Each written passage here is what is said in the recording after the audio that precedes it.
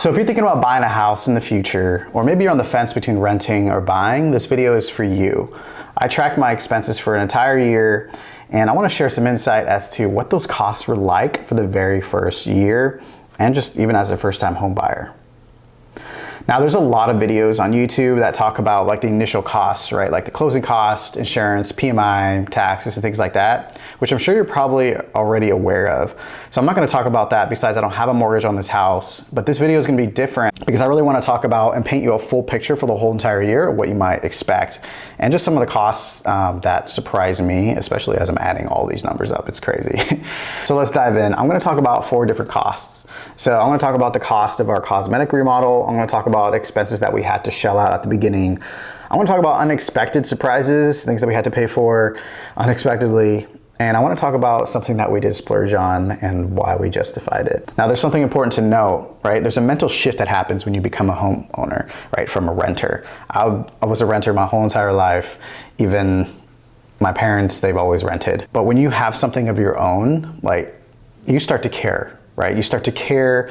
This is mine. You just start to care a little bit more, and you start to think about what kind of light bulbs you're using and what kind of fridge that you have. It's things that you didn't necessarily think about when you're a renter. So let's start with the cosmetic remodel cost. When we first moved in here, it was in great condition. We just needed to update it, right? So we threw paint at literally everything. We painted the interior white, everything white, just to open things up, blank canvas, make it just seem a lot bigger because our house is only about 1,000 square feet that we live in. We also threw paint at the kitchen cabinets, paint on the bathroom cabinets, and before we did it ourselves, we looked at the cost of hiring it out, and just to paint the entire interior of the house with the trim, it was going to cost between $4,000 to $6,000, and to paint the cabinets, it was going to be another $3,000 to $5,000, and so it was just really expensive. So we just did it ourselves, and just took a lot of time, but we only spent about $1,000. So that wasn't too bad. So the next thing that we did was we actually replaced the flooring. So when we first moved in, there was carpet everywhere. There was vinyl, like old 70s yellow mustard vinyl in the bathroom and then the kitchen.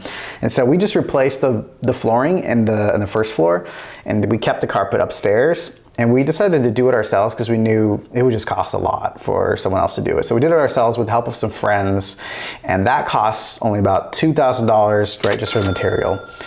For this flooring, and we really like it because it opens things up and it's just really easy to clean. So let's move on to expenses that we had to shell out. Now, many of you know that we moved across country from Oregon to Michigan, and we only had our personal belongings and clothes and things like that. So moving here, we had to buy everything pretty much brand new, which was actually kind of fun, but also we realized, like, wow, everything is really expensive, especially if you buy it all at one time. So literally everything is either new or new to us, and we shopped a lot of sales, but I mean, like, our biggest expense was that couch. I think we spent about like $950 for that couch. We think that was a really good deal, especially, I mean, you'd be surprised how much time you spend on a couch. And a cost that really surprised of how expensive they were like dining room tables and dining room chairs. So we try to do it as cheap as possible to also like look aesthetically pleasing. Amazon was too expensive, but we found this at a place called At Home, this dining room table for about a couple $100s. And then we just found some chairs on Facebook Marketplace and just painted them black. We kind of cut costs there because chairs, it was amazing. Like, you can spend like $400 on a nice mid-century modern chair. And so we spent about total $4,000 on everything, right? We had to buy whole new kitchen supplies, right? That 2 beds, a king bed, a queen bed, and everything you see in the living room here. So I didn't think that was too bad, but also it was also surprising to shell out that much money right at the beginning. But we had to do that. And so just be aware of when you buy a new home, like, you're probably gonna want to buy new furniture, right? New things. So that gets really expensive. So just be careful and be aware of that and the more space that you have in a home, the more furniture you're typically gonna buy. Another thing we had to shell out immediately was we had to update our appliances. And so I found that the best time to buy appliances, either on Black Friday or 4th of July, like, they just have the best sales. But we had to because our fridge went out right when we bought it. It was going out, and the oven was from who knows how long, it was barely working.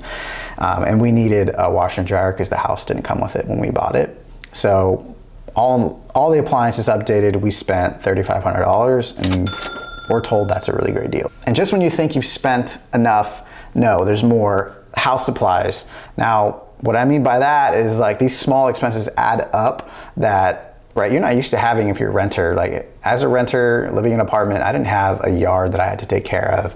Now I have a front and backyard and just like plants and different things like that that you just really care about. So supplies that I had to buy were like snow shovels. So things I had, oh my gosh, freaking train. So things I had to buy. So the house supplies I had to buy were like shovels for the outside, snow shovels for when it's snowing, a lawnmower. What else we got here? We got seed, like for the grass. We got storage bins, just to store things in the garage. We got a garage rack, right? Just more things, lights for the house, for the outside. And just so like all these little things just add up when you have a house. And so we spent about $1,200 on those little things like that. Now let's jump to house repairs that were unexpected, that totally surprised us. And the very first one was actually in the dead of winter when our furnace went out.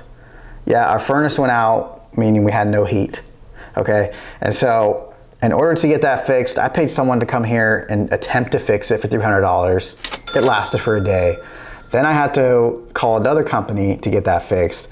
They said they were gonna charge me $400, or if they just, it's pretty old from 1970, so maybe just replace the whole thing. And that was gonna be about $4,000. So spend an extra $400 and maybe have it work, or spend $4,000 and just get a brand new one. You know, it was a tough decision, but I decided to go with the $400 one. So he fixed it for $400 and it's working fine now. And so, but that's something I have to plan for and save for, because that furnace is from 1970. Another unexpected thing was like, it was weird because like last summer we had like an infestation of flies. It was ridiculous. Like I don't understand. There were so many flies around my property, the front and the back, and it was just like we couldn't even sit outside. I couldn't enjoy the outside with all these flies. And so this year we paid for pest control. And apparently right now it's June, and so I don't really see any flies around the neighborhood, so I think it's working. So that was $100 up front, and I think to maintain it was like $50 every 10 weeks or something like that.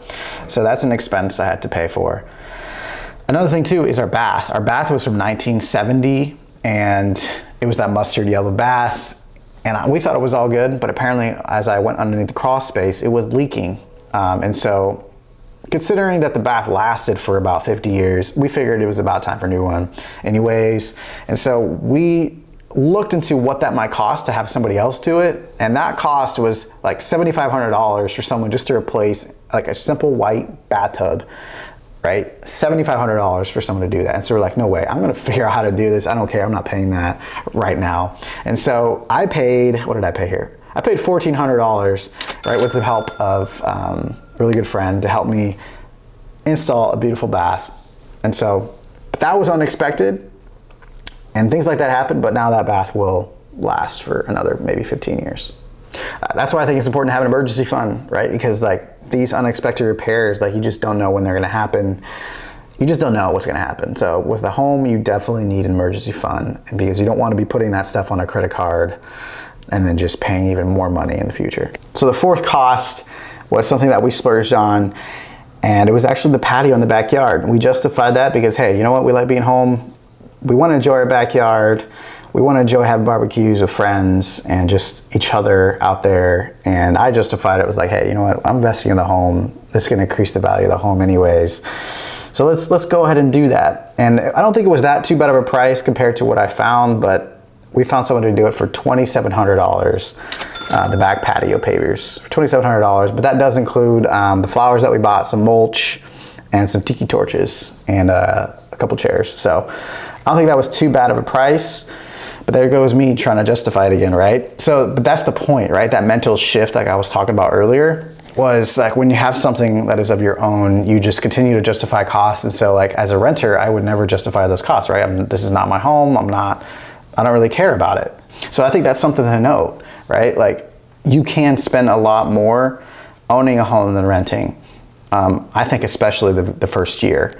Now, and it depends on if you continue to justify things and start updating this and that. And so it can kind of get out of control if you let it. But that was my experience for the very first year. I'm done. I'm saying that right now, but we'll see what happens. But as of now, I am done remodeling the house. But guys, let me know what your thoughts are. Like, do these expenses surprise you? Like, is this more than you think that you would spend, or is this less than you think you would spend, or is this right where you think? I was surprised about everything that I've spent so far. But either way, hope that was interesting, and I'll talk to you guys in the next video.